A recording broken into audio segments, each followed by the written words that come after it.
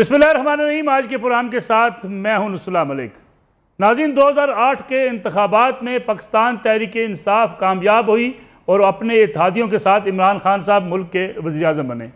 ये पाकिस्तान के वो वाहिद इंतखाबात हैं जिसके अंदर सबसे ज़्यादा सिलेक्टेड का लफ्ज़ इस्तेमाल किया गया, क्योंकि पार्लियामेंट के कायम होते ही जो पहली स्पीच की बिलावल भुट्टो ज़रदारी ने, उन्होंने वज़ीर-ए-आज़म इमरान खान साहब को सिलेक्टेड का खिताब दे डाला और ये खिताब फिर पूरे मुल्क के अंदर फैल गया और जगह जगह इमरान खान साहब को सिलेक्टेड के तौर पे जाना और पहचाना जाने लगा।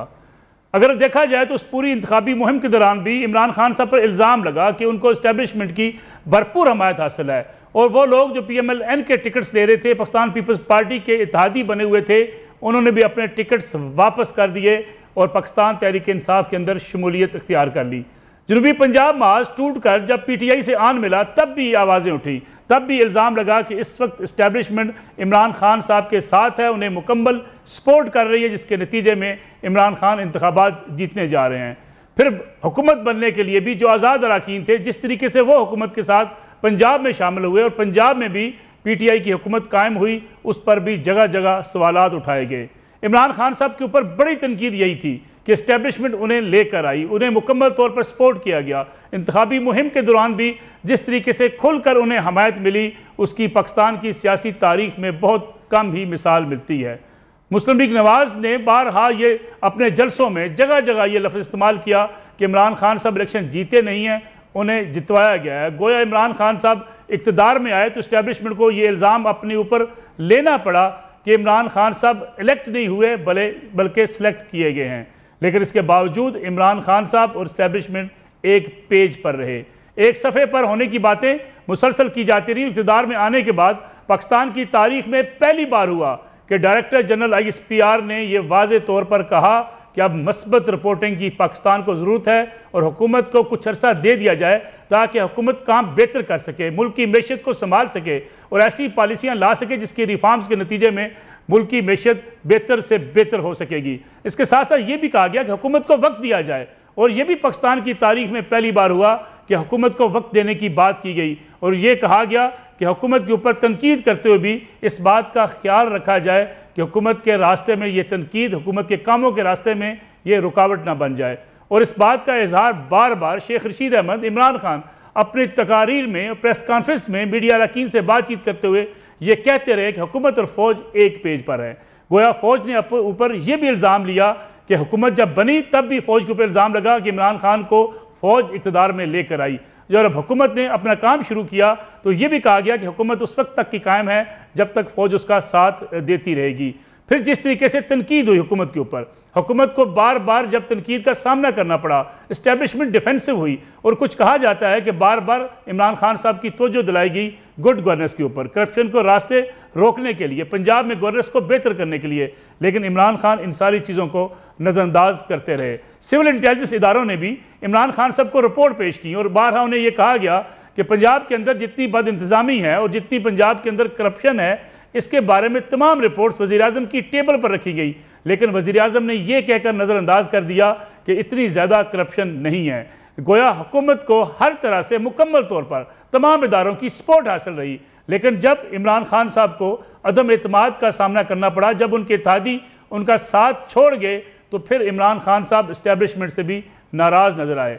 हालांकि इमरान खान अगर देखा जाए 2008 से लेकर 2018 तक अपने हवाले से हुकूमत जो बनी उसके खिलाफ मैदान में रहे, तकारीर करते रहे, जलसे करते रहे, धरने और जुलूस निकालते रहे और हुकूमत को धरनों के ज़रिए निकालने की भरपूर कोशिश करते रहे। लेकिन इमरान खान जब को पार्लियामेंट से वोटों की तादाद पूरी न होने के बायस निकले तो इमरान खान एक नया बयानिया लेकर सामने आ गए। वो बयानिया साम्राज्य से लड़ने का है, वो बयानिया इस वक्त अमेरिका से के साथ लड़ने का है, वो आज़ादी और ग़ुलामी का बयानिया। गोया उनकी जो कारकर्दगी थी पौने 4 साल की, उसे पसे मंजर में डाल दिया गया और यह कहा गया कि इमरान खान अमेरिका से लड़ रहे थे, इसलिए उन्हें इक़्तिदार से निकलना पड़ा। इक़्तिदार से निकलने के बाद सबसे ज़्यादा सोशल मीडिया पर पाकिस्तान तहरीक-ए-इंसाफ की कारकुनों की तनकीद का निशाना इस्टेब्लिशमेंट बनी। जगह जगह उन पर तनकीद की गई, ट्रेंड्स बनाए गए, उनके खिलाफ एक मुहिम चलाई गई जिस पर पाकिस्तान के हमसाया मुल्क हिंदुस्तान, जिसने हमेशा पाकिस्तान की मुखालफत की, वहाँ भी दानिश्वर बैठे बोल उठे कि पाकिस्तान में पाकिस्तान तहरीक-ए-इंसाफ और इमरान खान जो काम कर रहे हैं उसके लिए पाकिस्तान को किसी दुश्मन की ज़रूरत नहीं है।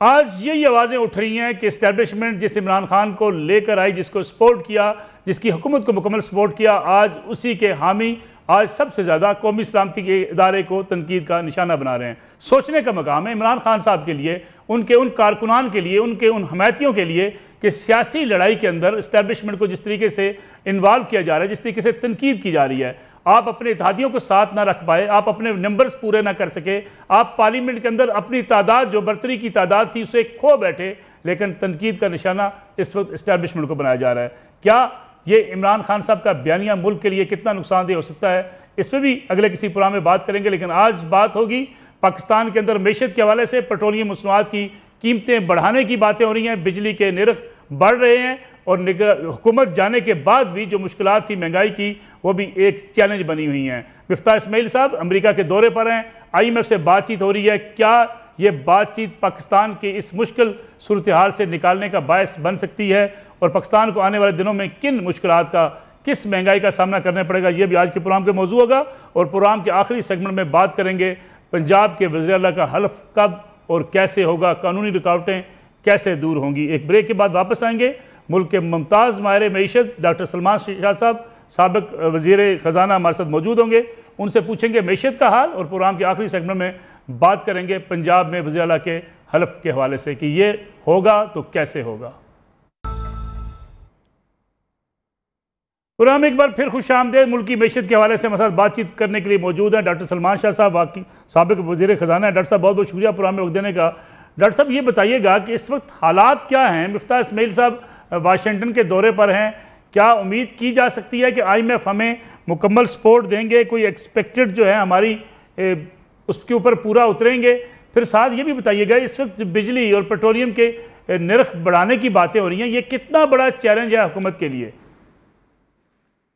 मलिक साहब, एक तो है कि हमारे मसले खासे गहरे हैं और बेसिकली दो बड़ी चीज़ें हैं जो हमारे लिए बहुत मुश्किल हुई हैं जी। सबसे पहली चीज़ ये है कि हमारे ऊपर बैरून मुल्क कर्जे जो हैं, ये इसका बोझ बहुत ज़्यादा हो गया। तकरीबन 125-130 अरब डॉलर के कर्जे हैं और हर साल तकरीबन आपको 15 बिलियन डॉलर रीफाइनेंस कराने की ज़रूरत है। यानी कि एक जो कर्जा है उसको वापस करना और फिर उसको रिन्यू करना या रोल ओवर करना, एक तो ये है हमारा बहुत बड़ा मसला। दूसरा मसला ये है कि इनका जो सूद है, बैरून मुल्क कर्जों का सूद, उसको भी हमें बोरो करना पड़ता है, उसके लिए और कर्जे लेने पड़ते हैं क्योंकि हमारे पास करंट अकाउंट डेफिसिट चल रहा है, हमारे पास डॉलर्स कम होते हैं, तो इसलिए हमें सूद भी बोरो करना पड़ता है और करंट अकाउंट डेफिसिट जो है उसको भी तकरीबन कर्जों से ही फाइनेंस करना पड़ता है। सो हमारी रिक्वायरमेंट बहुत ज़्यादा है। अब यूक्रेन की जब से जंग शुरू हुई है उससे एक नया एलिमेंट आ गया है। नंबर 1 कि तेल की कीमतें बहुत बढ़ गई हैं, 115 डॉलर तक तो ब्रेंट चले गया और इसके साथ साथ इंटरनेशनल मार्केट्स जो हैं वो हिल गई हैं। मतलब इस वक्त अगर आप पाकिस्तान के देखते हैं, एक चीज़ होती है जिसे क्रेडिट डेट स्वैप्स कहते हैं, यानी कि पाकिस्तान का जो कर्जों का रिस्क है वो आप मार्केट में कैसे देखते हैं, तो उसका प्रीमियम बहुत ज़्यादा बढ़ चुका है और उस रेट के ऊपर आप अगर रीफाइनेंस करेंगे तो आपकी इकॉनमी बिल्कुल तबाह हो जाएगी क्योंकि फिर फ्यूचर में और ज़्यादा महंगे आपको सर्विसिंग करनी पड़ेगी। एक तो ये बहुत बड़ा मसला है कर्जों का और ये ऐसा है जो आपके एक परमानेंट फीचर है आपकी इकॉनमी का। आप क्योंकि कर्जे चढ़ चुके हैं, स्टॉक है बहुत बड़ा, और जब तक वो रीजनेबल लेवल पे नहीं आता इकॉनमी के हिसाब से तो वो मसला रहेगा। ठीक है। मसला हमारा बिजली का है, बिजली और एनर्जी का। एनर्जी सिस्टम हमारा पाकिस्तान का दुनिया का तकरीबन सबसे महंगा सिस्टम है और उसमें बहुत ज़्यादा इनएफिशिएंसी है और वो बैलेंस भी नहीं है। ठीक है। और ज़्यादातर वो इम्पोर्टेड चीज़ों पे इस वक्त बन चुका है कि हम जो बिजली बनाते हैं वो भी इंपोर्टेड तेल से बनाते हैं या इंपोर्टेड गैस से बनाते हैं या इंपोर्टेड कोयला से मंगाते हैं, और इनकी कीमतें इतनी ज़्यादा हो गई हैं कि वो हम अफोर्ड ही नहीं कर सकते, इंपोर्ट करना ही अफोर्ड नहीं कर सकते। सो बहुत सी हमारी जो लोड शेडिंग हो रही है वो इसलिए हो रही है कि आप इंपोर्ट नहीं कर पाते क्योंकि आपके पास डॉलर्स नहीं है इतने उसको इंपोर्ट करने के लिए। तो वो बेहतर समझा जाता है कि इसको आप लोड शेडिंग कर लें और डॉलर्स को अपना बचाएं। दूसरी चीज़ ये है कि इनएफिशिएंसीज भी बहुत हैं, गलत कॉन्ट्रैक्ट्स भी बहुत हुए हैं, और ये लंबी मुद्दत के कॉन्ट्रैक्ट्स हैं। ये नहीं है कि ये कोई 1-2 साल में ख़त्म हो जाएंगे, ये 30-30 साल के कॉन्ट्रैक्ट्स हैं, और उसकी वजह से भी हमारी जो पेमेंट्स हैं फॉरेन करेंसी में वो बहुत प्रेशर में आती हैं। तो ये चीज़ों को कहना चाह रहे हैं कि हमारी आमदन कम है, हमारे अखराजात ज़्यादा हैं, जिसके लिए हमें कर्जे पे कर्जा लेना पड़ता है। ना सिर्फ वो है कि हमने पिछले कर्जों का भी जो हिसाब चुकाना है वो उसके लिए भी हमारे पास आमदन नहीं है। सो अनफॉर्चुनेटली ये हुआ है कि हमने कर्जे लेके खा पी गए हैं और हमारी इकॉनमी उस हिसाब से बड़ी नहीं है जिस हिसाब से हमने कर्जे लिए। अगर कर्जे हमारे 10 गुना बढ़े हैं तो हमारी इकॉनमी तो 1 गुना भी नहीं बढ़ी। सो बेसिकली इकॉनमी जो है वो गलत डिसीजन मेकिंग पे चलती रही है, गलत प्रोजेक्ट्स पे चलती रही है, ऐसी ऐसी चीज़ें की हैं जिनका रिटर्न ही नहीं था, वो हम करते चले गए और अब उसका हमें खमियाजा भुगतना पड़ रहा है। और ऊपर से सोने पे सुहागा ये है कि पूरी दुनिया में इंतशार फैला हुआ है, पूरी दुनिया में सप्लाई चेन डिसरप्ट हुई है। कोरोना भी बीच में आया और उसने भी पूरी दुनिया को ख्वार किया और पाकिस्तान को भी ख्वार किया। सो हालात बड़े अबनॉर्मल हैं और फ्रैंकली मैं तो ये कहता हूँ कि इस वक्त हुकूमत बदलना तो बिल्कुल ही अहमकाना बात थी। हमें तो बिल्कुल जिसने भी ये सोचा कि ये बदल के उसको हुकूमत में आ जाएगा, उसने तो अपने ऊपर बबाले जान बन गया। उसके लिए उसने तो अपने ऊपर ऐसी चीज़ें डाल ली हैं जो कि उनको हमेशा हमेशा के लिए वो उनके ऊपर स्टैंप लग जाएगी। सो आई थिंक ये खासा डिफ़िकल्ट प्रोपोजिशन है। IMF जो है वो अगर हमें अपने उसको ऑन बोर्ड करना बहुत ज़रूरी है और अपने प्रोग्राम को चलाना बहुत ज़रूरी है, क्योंकि ये सारी चीज़ें जो मैं पहले बयान कर चुका हूँ वो मुमकिन ही नहीं है अगर IMF आपके साथ नहीं होगा। डॉक्टर साहब एक तो कहते हैं, जी डॉक्टर साहब हम कहते हैं कि माजी के हुक्मरानों की गलतियाँ, क्या इसमें इमरान खान साहब के दौरे हुकूमत की भी कुछ गलतियाँ शामिल हो गई हैं कि आज हमारे लिए माशी मुश्किलात बढ़ गई हैं? देखें इतनी नहीं है, क्योंकि ये गलतियां 30 साल की गलतियां हैं और बीच में अगर आप 3 साल इमरान खान साहब के लाएं तो उसमें मेरा ख्याल है कि इमरान खान साहब की उतनी कंट्रीब्यूशन नहीं है, बल्कि वो इसके बोझ को संभालने में भी बड़ा उनको नुकसान भी हुआ है। क्योंकि आपको पता है कि पिछले दिनों जब ये वोट ऑफ नो कॉन्फिडेंस आया है उस वक्त बहुत बड़ा महंगाई के ऊपर प्रेशर था हर तरफ से।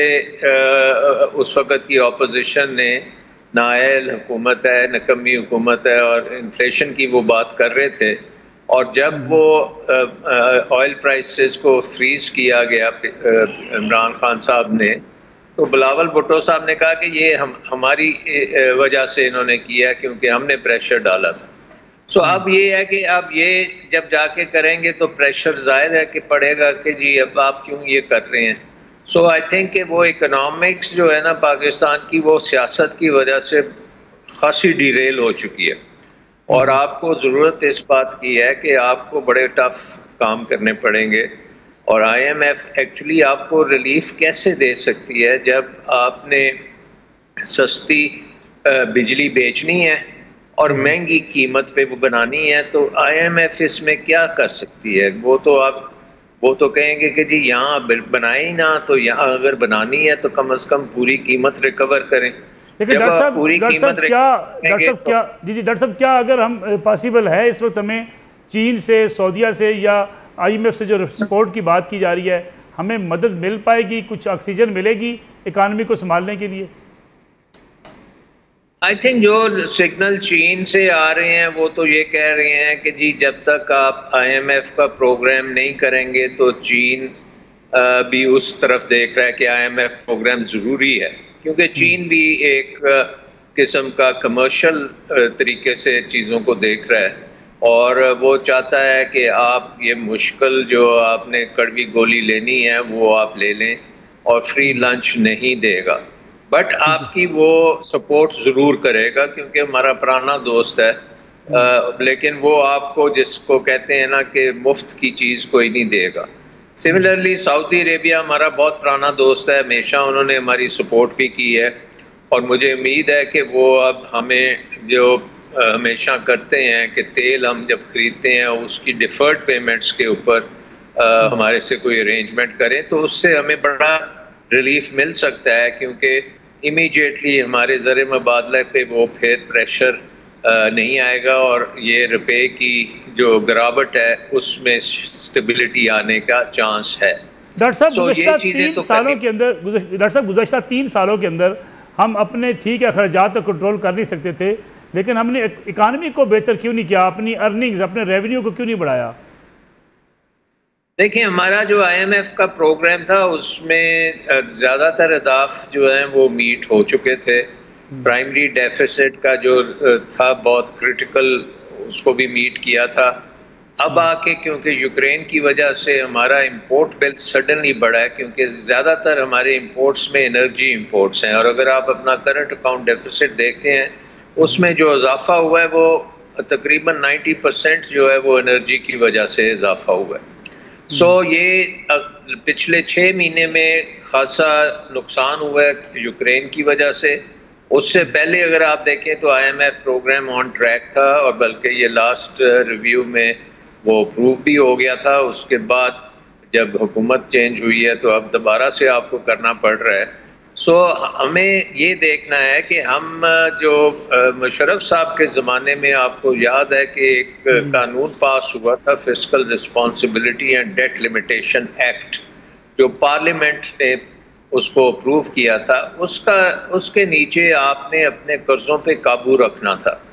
ना पीपल्स पार्टी ने कर्जों पे काबू रखा, ना PMLN ने कर्जों पे काबू रखा और अब वो कर्जे आउट ऑफ कंट्रोल हैं और उसकी वजह ये है कि आपको उनको सर्विस करने के लिए और लेना पड़ता है कर्जा, तो फिर आप उसका अगर सूद भी नहीं पे कर सकते तो वो उसको लोन को कैसे कम करेंगे। सो हम एक किस्म के डेट ट्रैप में हैं। इससे निकलना जो है ना वो आसान काम नहीं है। इसमें मलक साहब बहुत मेहनत की ज़रूरत है, बेल्ट टाइटनिंग की ज़रूरत है। करंट जो पुराना प्रोग्राम था उसमें प्राइमरी डेफिसिट आपको 0.6% पे कहा गया था, लेकिन अब जो आप प्रोग्राम करेंगे तो IMF आपको प्राइमरी सरप्लस मांगेगी और प्राइमरी सरप्लस का मतलब ये है कि आपको रेवेन्यू बहुत ज़्यादा बूस्ट करना पड़ेगा ताकि आप कर्जों को नीचे कर सकें। सो ये बेल्ट टाइटनिंग आपको करनी पड़ेगी। करंट अकाउंट डेफिसिट जो इतना बड़ा चल रहा है उसमें आपके एक्सचेंज रेट जो है उसके ऊपर भी प्रेशर रहेगा। तो और महंगाई भी बढ़ेगी डॉक्टर साहब? महंगाई डेफिनेटली बढ़ेगी, क्योंकि आप देख रहे हैं कि एक तो बिजली की कीमतें बढ़ेंगी, तेल की कीमतें बढ़ेंगी, पेट्रोल की कीमतें बढ़ेंगी, ट्रांसपोर्ट की कीमतें बढ़ेंगी और ये चीज़ें जब बढ़ती हैं तो सारी चीज़ें बढ़ेंगी और उसके साथ साथ इकॉनमी स्लो डाउन भी होगी, आहिस्ता हो जाएगी। इसका मतलब है कि रोजगार के इतने मौके नहीं मिलेंगे जितने मिल रहे थे, क्योंकि लास्ट ईयर तो हमने 5.6% ग्रोथ की है। इस साल वो जो है ग्रोथ IMF ने तो कहा है 4% होगी, लेकिन मेरे ख्याल में 4 भी नहीं होगी, 2-2.5% पे आएगी, फिर जाके कहीं स्टेबिलिटी होगी।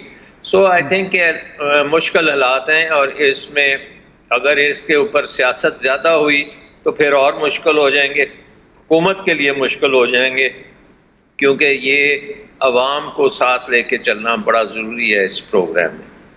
सलमान शाह साहब, लेकिन ये बताइएगा कि हम कहते हैं कि हर हुकूमत ने टारगेट्स तो मुकर्रर किए कि हम रेवेन्यू बढ़ाने की कोशिश करेंगे, टैक्स नेट को बढ़ाएंगे, FBR की रिफॉर्म्स करेंगे, लेकिन कोई हुकूमत मुकम्मल तौर पर कामयाब ना हुई। इवन इमरान खान साहब भी कामयाब ना हुए। इसकी वजह आप क्या समझते हैं?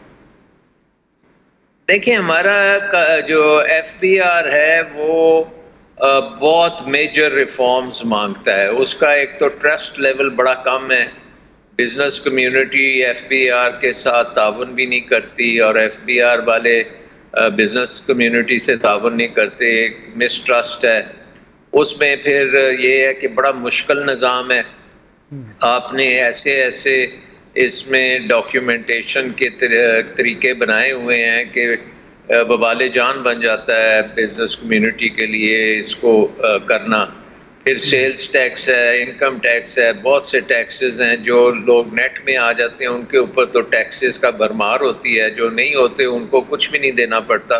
सो ये इश्यूज हमारे चल रहे हैं और मुझे याद है कि जब आप ARY में होते थे तो हम यही डिस्कस करते होते थे कि ये कैसे सारी रिफॉर्म्स होंगी।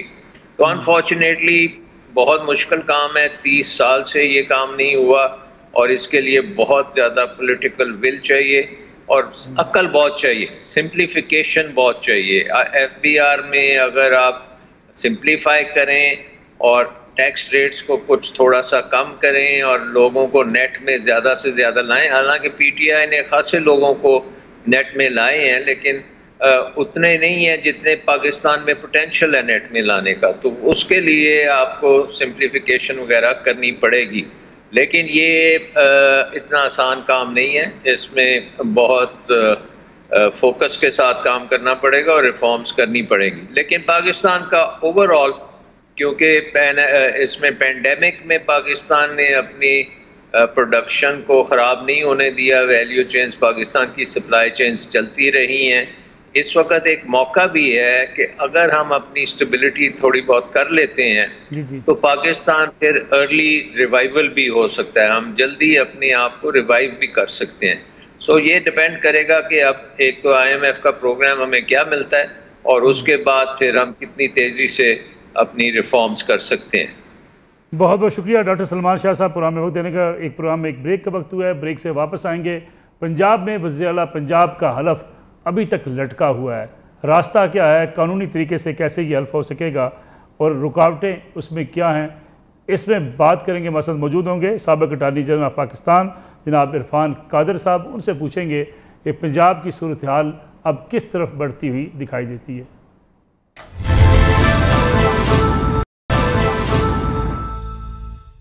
प्रोग्राम एक बार फिर खुशामदीद, हमारे साथ मौजूद हैं मुल्क के साबिक़ अटॉर्नी जनरल जनाब इरफान कादर साहब, मुमताज़ कानूनदान है। इरफान साहब बहुत बहुत शुक्रिया प्रोग्राम में वक्त देने का।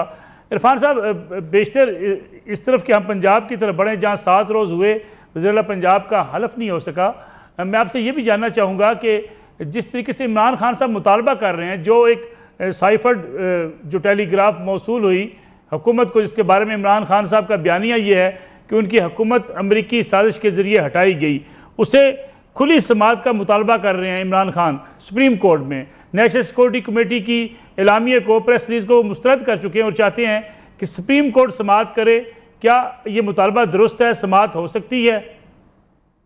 यह मुतालबा बिल्कुल नामुनासिब है और इसमें अगर कोई बेसिस ही नहीं है सारी चीज़ की तो इस तरह का मुतालबा आप सुप्रीम कोर्ट से कैसे कर सकते हैं। और फिर ऊपर से इन्होंने इनहराफ दर इनहराफ किया आइन का, यानी सदर पाकिस्तान ने इनहराफ किया, फिर उससे पहले स्पीकर ने इनहराफ किया, उसके बाद इनके गवर्नर ने इनहराफ किया, फिर पंजाब असेंबली के स्पीकर ने इनहराफ किया। और अगर ये तवातर के साथ आप इनहराफ करें तो ये तो मैं समझता हूँ कि आइन से बगावत की तरफ ये जा रहे हैं। तो ये कैसे ये मुतालबा कर सकते हैं इस तरह का। और अगर ये समझते हैं कि वाकई को बहुत बड़ी साजिश किसी ने की है मुल्क में तो उसके लिए ये फौजदारी कंप्लेंट क्यों नहीं फाइल कर देते, वहाँ पे अदालतों में कंप्लेंट ले जाए, फौजदारी पता चल जाएगा, दूध का दूध पानी का पानी हो जाएगा। लेकिन ये कि सुप्रीम कोर्ट इसलिए बैठी है कि कोई शख्स भी या कोई साबिक वजीर आज़म बेबुनियाद चीज़ों को उठा के और आइन को इनराफ करने की खातिर वो इस तरह की चीज़ को एक किस्म का कैमोफ्लाज इस्तेमाल करके तो वो अपनी हुकूमत बचाने की कोशिश करे। यानी कि जो अक्सरियत है पार्लिमान की या अक्सरियत है सूबाई असेंबली की, उसको उसका रास्ता रोक दे और पार्लिमान जो है या असेंबली जो है वो एक किस्म की वो जो अकलियत है, अकलियत वो उस पर हावी आ जाए। कभी ये जमहूरियत में इस तरह हो सकता है? ये तो सरियन ये यानी इनहराफ दर इनहराफ है आइन से, जो कि बगावत हो रही है इस वक्त आइन से। इरफान कादर साहब, इमरान खान साहब जलसों में तकारीर तो कर रहे हैं कि सुप्रीम कोर्ट समाअत करे, कानूनी तरीकाकार क्या हो सकता है कि इमरान खान साहब अपने इस मुकदमे को अदालत में ले जाएं? कानूनी तरीका यही है ना कि अगर इस तरह की किसी ने साजिश की है, एक हुकूमत को ओवरथ्रो कर दिया इनके मुताबिक, तो पाकिस्तान पीनल कोड में इसके ऑफेंसेस हैं, उसकी कंप्लेंट फाइल कर देंगे और कवानीन भी बने हुए हैं, उन कवानीन के नीचे कंप्लेंट फाइल करें। ये तो कोई तरीका नहीं है कि ये कानून को अपने हाथ में लेके और अपने सदर को और गवर्नर को कहें कि वो कभी वो बीमार बन जाए, कभी लेट जाए। यानी ये तो वो बहाने हैं जिस तरह वो नर्सरी क्लास के बच्चे जो हैं सुबह किसी का स्कूल जाने को दिल ना करे और वो कह दे कि जी मुझे बड़ा बुखार हो गया। कभी सुनिए बातें, प्रेसिडेंट करे, गवर्नर करे या स्पीकर इस तरह करे, ये तो कभी सुना ही नहीं है इस तरह। वो परवेज इलाही साहब जो है वो बेचारे, वो सारी दुनिया में वो लोग जो है हैरान हो रहे हैं कि उन्होंने आगे वो मास्क पहना हुआ है, पीछे ऑक्सीजन का सिलेंडर ही कोई नहीं है। वो अजीबो गरीब चीज एक देखने में मिली है।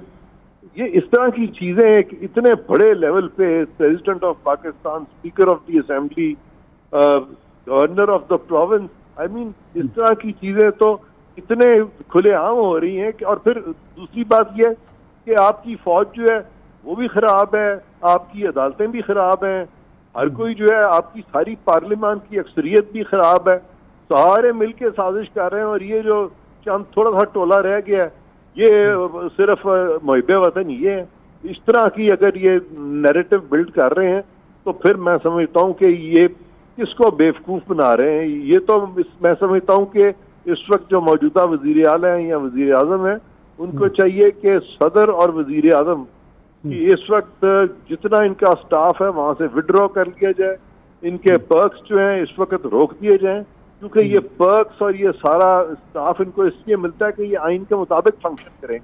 इनको इसलिए नहीं मिलता कि ये आइन को वायलेट कर दें और आइन से बगावत करनी शुरू कर दें और फिर भी सारा पैराफर्नीलिया जो है प्रेसिडेंट हाउस के बाहर और गवर्नर हाउस के बाहर इनके लिए खड़ा रहे। ये कैसी चीज हो रही है? मेरे लिए तो ये हैरानकुन है जो कुछ हो रहा है और हम इसको टॉलरेट क्यों कर रहे हैं। इरफान कादर साहब, अगर सुप्रीम कोर्ट समाअत कर ही लेती है तो क्या इमरान खान साहब मानेंगे? नेशनल सिक्योरिटी कमेटी को उन्होंने नहीं माना। इस वक्त जो ख़ास तौर पे जो उनके वोट ऑफ नो कॉन्फिडेंस के हवाले से सुप्रीम कोर्ट का डिसीजन था, उसको सारा दिन ना माना गया, बार बार इजलास मुलतवी किया जाता रहा। रात 11:15 बजे जाके मजबूरन जब ये पैगाम मिला कि अदालतें खुल गई हैं तब वोटिंग करानी पड़ी। तो इमरान खान साहब इस मसले पर अदालत के फैसले को मानेंगे? सुप्रीम कोर्ट के करने का काम ही ये नहीं है। सुप्रीम कोर्ट में अगर ये जाते हैं और इस तरह की बात करते हैं तो सुप्रीम कोर्ट तो 2 मिनट में कह देगी कि जी हमारा काम ये नहीं है। अगर इस तरह की कोई इंक्वायरी करनी है तो सुप्रीम कोर्ट का काम है ये इंक्वायरी करने का, और ऐसी इंक्वायरी जिसमें बुनियाद ही कोई नहीं है। नेशनल सिक्योरिटी जो काउंसिल है वो कह चुकी है कि इसमें कुछ नहीं है, और अफवाज पाकिस्तान कह चुकी है इसमें कोई कुछ नहीं है। सारा पाकिस्तान की जो मेजॉरिटी पार्लियामान वो कह चुकी है कि इसमें कोई कॉन्स्पिरेसी नहीं है। तो फिर इस पे ये इतने बेइज्जत क्यों है? अगर इन्होंने कुछ करना है, आप इनके पास अगर सबूत भी कोई नहीं है, ये सिर्फ इन्होंने हवा में एक बात फैलाई है। सिर्फ चंद लोग हैं जो इनके इर्द गिर्द इस वक्त नाच रहे हैं और उनको बड़ा सीरियसली ये ले रहे हैं। और अक्सर लोग जिनको बेचारों को पता ही नहीं है, जिनका ये फील्ड ही नहीं है, जो इस अहले इल्म नहीं है, वो सारे जो है एक टोला जो है बेचारा इनके साथ हुआ है, उनको भी मेरा ख्याल है एजुकेट करने की जरूरत है कि यार आप इनके पीछे मत लगें। तो ये तो बहुत ही मैं समझता हूँ कि आइन से बगावत जो है वो हो रही है, जो कि किसी तरह से भी इस चीज़ की इजाज़त नहीं दी जा सकती। इरफान साहब, पंजाब में 7 रोज़ से वज़ीर आला नहीं है। अदालत आलिया कह चुकी है कि फौरी उनको जो है हल्फ उनका लिया जाए, लेकिन कोई हल्फ लेने को तैयार नहीं है। रास्ता क्या निकलेगा? इस पर अदालत आलिया क्या एक्शन लेगी? हल्फ होगा कैसे? इसमें सिंपल रास्ता ये है कि लाजिम है कि जो शख्स चीफ मिनिस्टर बन जाए या प्राइम मिनिस्टर बन जाए वो फौरन अपना हल्फ ले, और सदर और वजीर आजम को कोई इख्तियार नहीं है कि वो 10 मिनट भी उसको डिले कर सकें।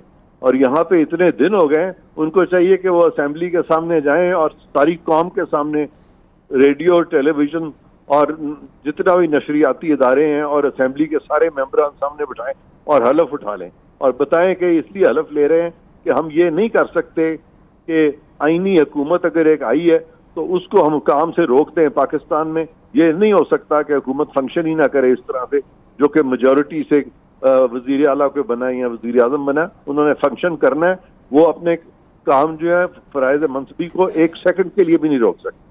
गवर्नर साहब अगर बीमार पड़ रहते हैं, लेटे रहते हैं, क्या अदालत गवर्नर साहब के इस जो तरीकाकार है इस पे नोटिस ले सकती है? बिल्कुल अदालत भी ले सकती है, बल्कि अदालत से ज्यादा तो वजीर आला जो इलेक्ट हुए हैं, असेंबली जो उनको चाहिए वो फौरन इस चीज पे उनको हलफ दे दें, बस खत्म। और जितनी भी इंतजामिया उसको चाहिए कि हलफ जब वो ले लें तो फिर वो चूंकि एग्जीक्यूटिव अथॉरिटी के वो सरचश्मा मंबा बन जाता है चीफ मिनिस्टर या वजीर आजम, उसके बाद वो उनकी तायद करना शुरू कर दें और तमाम उनके कानूनी अहकाम जो इंतजामिया को चाहिए फौरन मानना शुरू कर दें।